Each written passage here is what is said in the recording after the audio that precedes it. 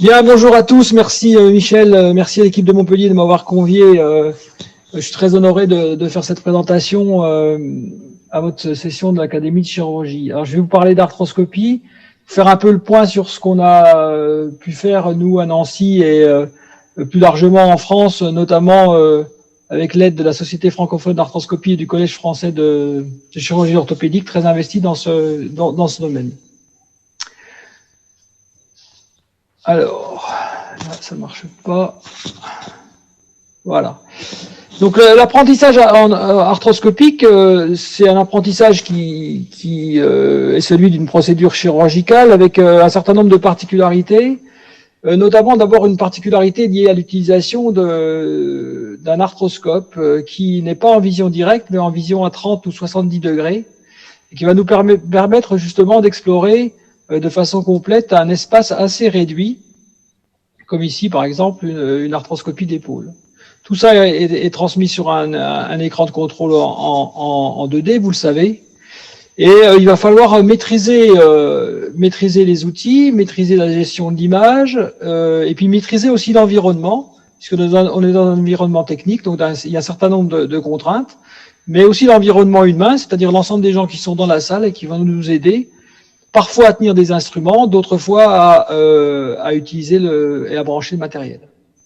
Et l'arthroscopie, comme d'autres activités chirurgicales, s'est développée avec des procédures de plus en plus complexes, comme vous voyez ici en haut une réparation de la coiffe, ou en bas quelque chose d'encore plus acrobatique, qui est une dissection du plexus avec une section du petit pectoral sous arthroscopie. Alors l'apprentissage arthroscopique, il répond au modèle classique d'apprentissage avec différentes étapes.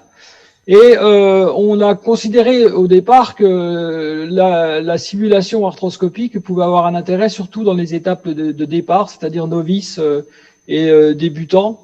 Et vous verrez qu'avec les outils qu'on a aujourd'hui, pour les niveaux supérieurs, on aura encore besoin de l'expérience concrète chirurgicale, même si ces actes plus difficiles peuvent être préparés sur des modèles de complexité variable, on va dire. Alors, à quoi ça sert tout ça? Au point de départ, on a donc un interne avec des aptitudes variables, une motivation variable, une courbe d'apprentissage qui est variable, et puis un niveau de performance attendu dont on espère qu'il soit le meilleur possible. Et cette phase, c'est ce qui est représenté sur ce schéma ici, c'est les différents modes d'évolution d'un sujet. Vous voyez qu'on peut partir d'une performance de départ qui est variable. On peut avoir une courbe d'apprentissage qui est variable, et puis on arrive à un moment où on a la maîtrise technique. Et auparavant, dans les modèles qu'on avait, tout ça se faisait finalement avec une phase d'apprentissage initial qui était déjà clinique, très peu préclinique, avant d'arriver à un stade de maîtrise technique. La simulation, c'est normalement une phase préclinique, donc c'est ce qui permet à l'interne de démarrer d'un point de départ qui est plus élevé que le point de départ de celui qui n'a pas fait de simulation. Ça peut peut-être aussi lui permettre d'avoir une accélération de sa courbe d'apprentissage. On en rediscutera après, c'est pas sûr. Et puis ça peut permettre éventuellement aussi d'avoir un niveau de performance au stade de la maîtrise technique qui soit supérieur à celui qu'on obtenait auparavant avec une formation clinique où vous voyez, on avait un petit point de départ ici, peut-être un petit peu plus élevé que 0, par un peu d'apprentissage préclinique, et puis une pratique clinique, et puis ensuite une formation qui permettait d'obtenir l'information. Alors l'environnement technique est évidemment important, et si on a développé la simulation, c'est aussi parce qu'on a été capable de développer des simulateurs en lien avec notre pratique chirurgicale. Alors, pour l'arthroscopie, qu'est-ce qu'on a comme simulateur? On a bien sûr les simulateurs virtuels que vous commencez à connaître, qui sont représentés ici, donc qui vont permettre d'avoir une structure qui ressemble à l'anatomie, et ensuite tout le reste c'est virtuel et c'est construit par un ordinateur. Il y a des modèles en plastique qui sont très utiles pour l'arthroscopie. Si vous avez des modèles en plastique d'épaule, avec des étapes différentes. Vous voyez une première étape où on peut avoir la peau qui est transparente, donc on voit les éléments anatomiques, c'est plus facile. Ensuite, on peut mettre quelque chose de couvert, comme vous l'avez ici, on voit plus les éléments anatomiques et on va pouvoir donc progresser dans la difficulté. Et cette fois-ci, utiliser du matériel qui est celui du bloc opératoire, c'est-à-dire des encres, des passe-fils, etc., qui sont ceux du bloc opératoire. On a évidemment le modèle cadavérique, qui était le seul modèle qu'on avait auparavant, qui reste une étape indispensable pour être vraiment au plus près au plus près de la situation réelle. Et puis malheureusement, on n'a pas de modèle animal. Nos collègues chirurgiens viscéraux utilisent beaucoup de cochons. Nous, à l'école de chirurgie, on opère beaucoup de cochons. En l'occurrence, sur l'arthroscopie, même après avoir essayé plusieurs modèles animaux, il y a pas de modèle qui soit proche de l'anatomie humaine. Le contexte, évidemment, vous le connaissez. C'est une phase de formation qui est raccourcie pour les internes. Donc un temps de contact avec eux au niveau des stages qui est quand même potentiellement réduit, le repos de sécurité, la diminution du temps de travail, les journées de formation qui sont imposées, et puis ce contexte général qui dit jamais la première fois sur le patient, et donc cette nécessité d'un apprentissage initial. Ça aussi on y reviendra, parce que je pense qu'on a beau s'entraîner, il y a toujours une première fois dans la vie pour plein de choses, et donc il y aura quand même une première fois pour tous les internes. Simplement, cette première fois, elle aura été mieux préparée. La question du support financier de tout ça, on en a déjà entendu parler ce matin, et puis la pression médico-légale, mais aussi finalement la nécessité de pouvoir se former à des procédures de plus en plus complexes, ce qui nécessite d'avoir une formation au préalable des procédures les plus simples. Puisque si vous voulez pouvoir faire des procédures complexes, il faut déjà que vous ayez la formation sur les procédures simples, alors qu'avant, les procédures étaient plus simples pour tout le monde et finalement, on pouvait les apprendre assez facilement. Alors à Nancy, on a une école de chirurgie, comme vous le savez, qui s'est intéressée à la simulation depuis longtemps. Jacques Hubert vous en a parlé tout à l'heure. Qu'est-ce qu'on a pu faire en arthroscopie? On a utilisé les simulateurs, on a été parmi les premières équipes à utiliser les simulateurs d'arthroscopie, et on a très vite proposé à nos internes d'utiliser de façon systématique ces simulateurs avec un programme de formation encadré. Et puis on a fait aussi un certain nombre d'études, et je vais vous présenter un certain nombre de travaux qu'on a fait sur le sujet. La première question qu'on s'est posée, c'est est-ce qu'on est égaux au départ? C'est-à-dire, est-ce que tous les internes ont la même aptitude, dans l'idée que peut-être il fallait aussi faire une formation à la carte, et peut-être insister plus pour certains qui avaient des difficultés, un peu moins pour les autres, une formation qui soit plus individuelle. Alors si on regarde déjà, on a pu comparer 34 filles et 82 garçons dans une étude multicentrique qui concernait les internes débutants.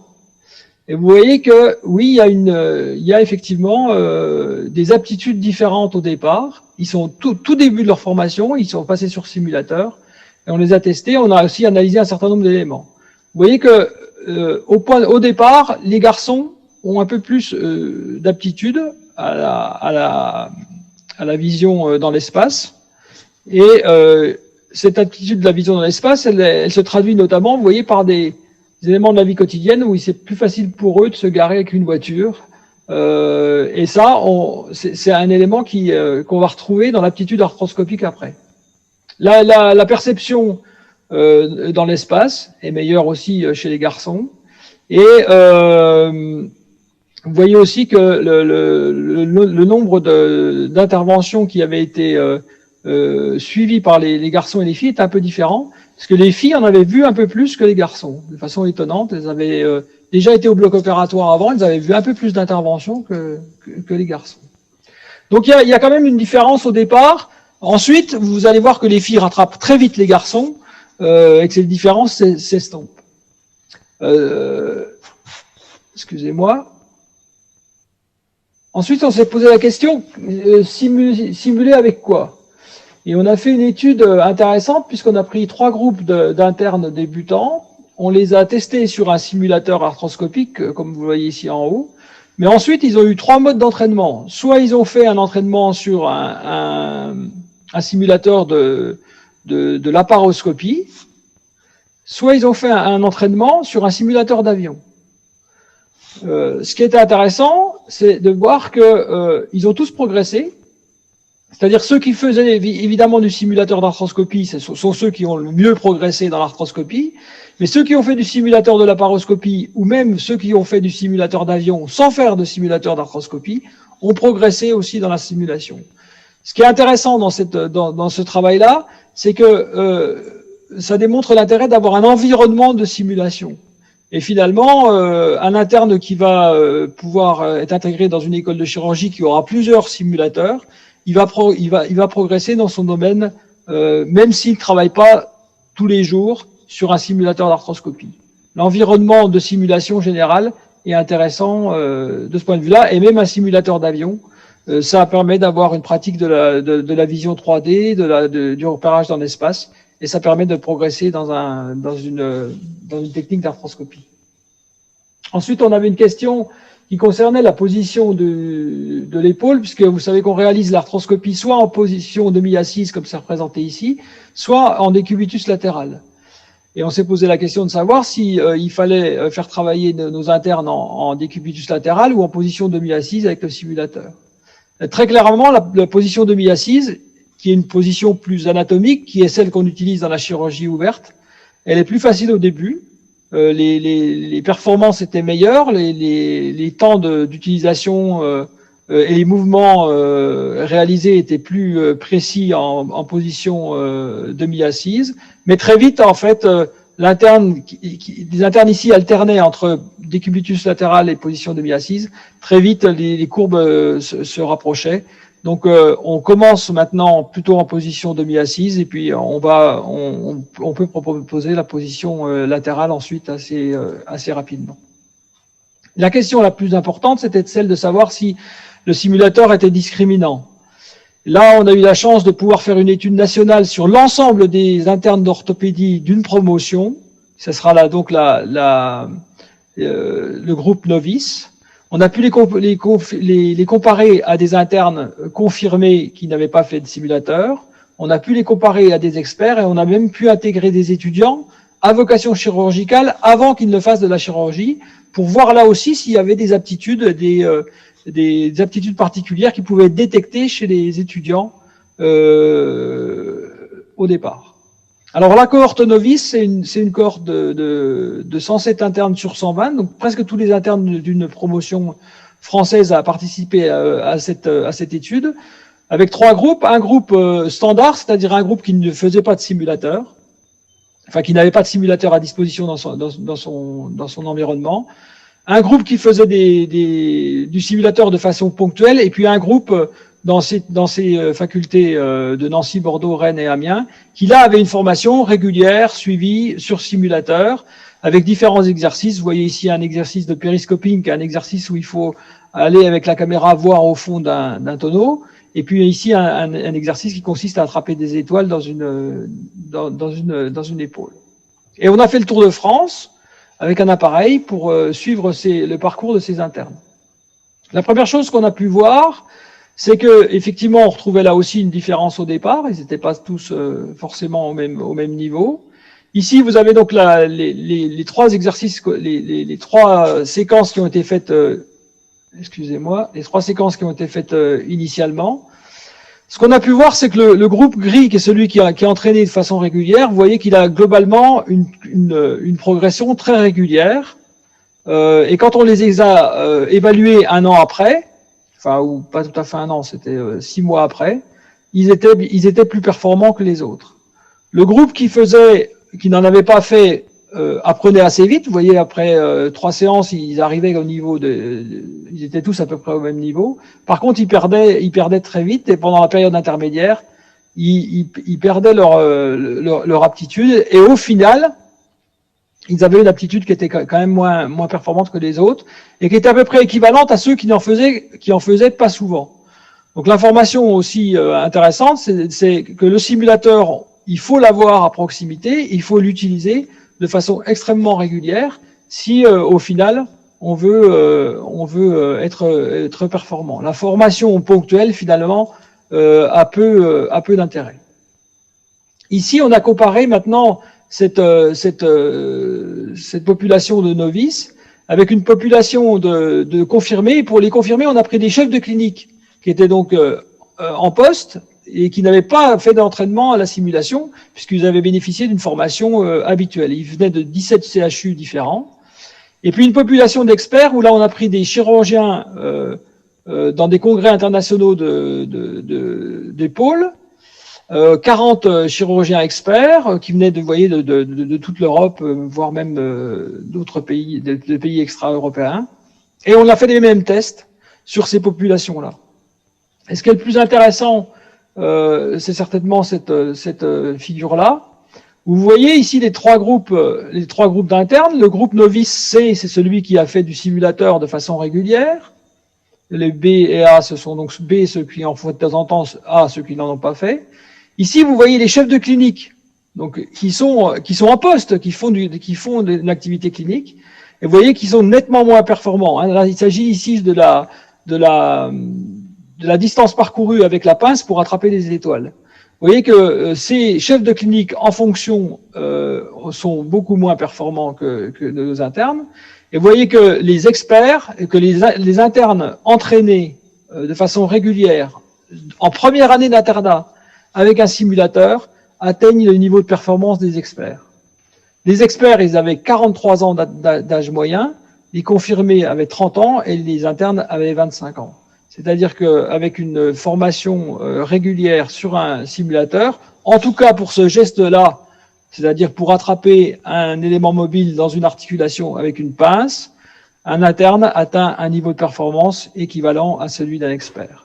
Ce qu'on ne sait pas encore, c'est comment vont évoluer ces internes-là dans l'intervalle entre leur situation où ils seront un jour experts et leur situation d'interne. Est-ce qu'ils vont passer par une phase où ils vont perdre? Est-ce qu'ils vont continuer à pouvoir bénéficier d'un entraînement qui leur permettra d'être encore meilleurs que les experts plus tard? Ça, c'est difficile de savoir aujourd'hui.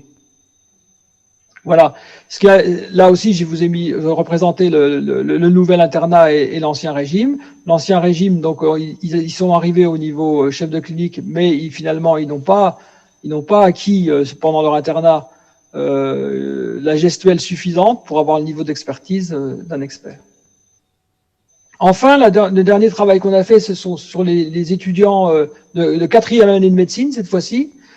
On a essayé de savoir, d'évaluer leur aptitude à s'orienter dans l'espace, en prenant notamment un test intéressant, qui est le test de Vandenberg, qui est un test où vous regardez différentes figures et vous devez trouver les mêmes figures, lesquelles sont les mêmes dans un temps limité.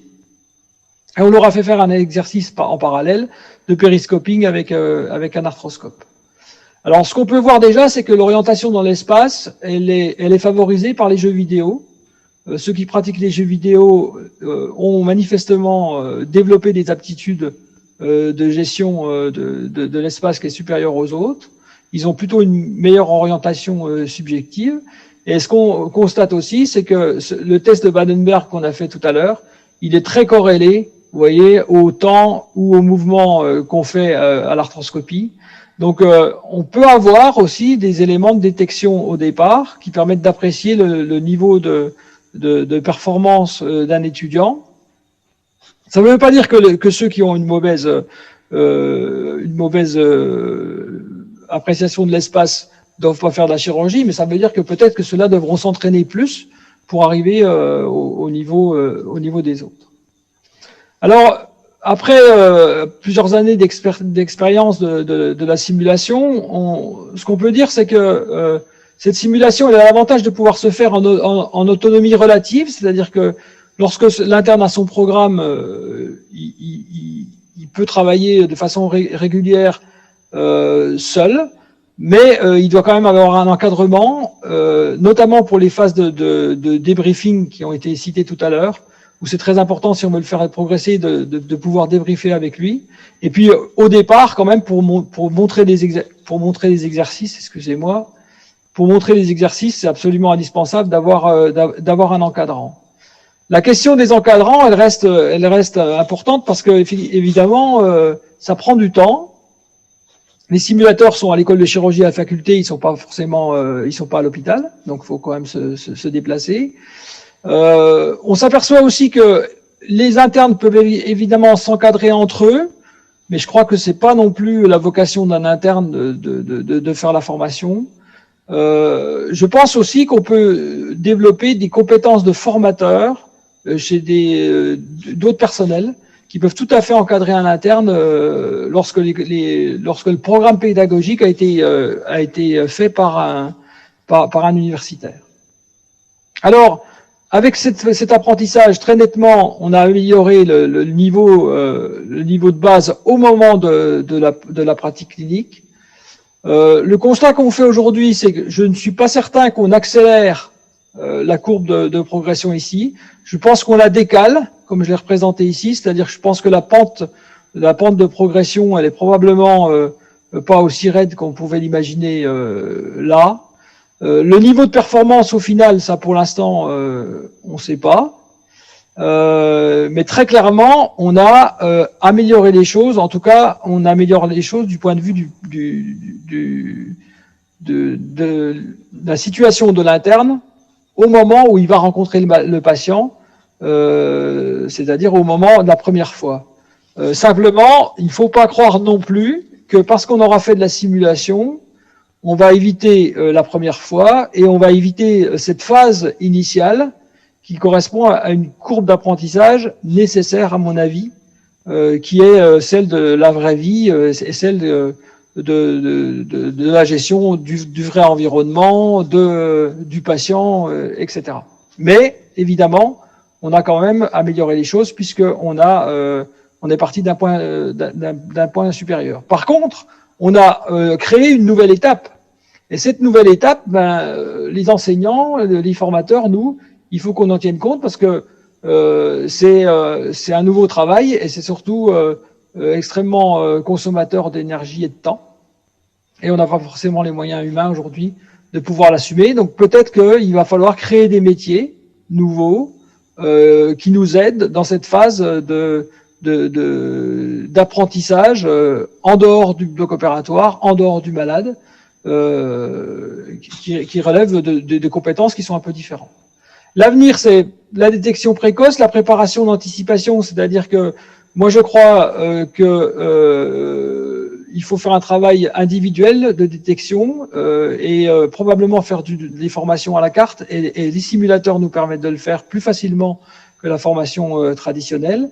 Le développement des simulateurs, vous voyez ici le simulateur qu'on utilise maintenant, il a des modules épaules, genoux, pieds, hanches, voire même digestifs sur la même colonne. La possibilité de faire des procédures plus complexes, mais en tout cas en arthroscopie, on est quand même assez limité. Et puis le rôle de l'école de chirurgie sur lequel j'ai déjà insisté. Je vous remercie de votre attention. Très bien.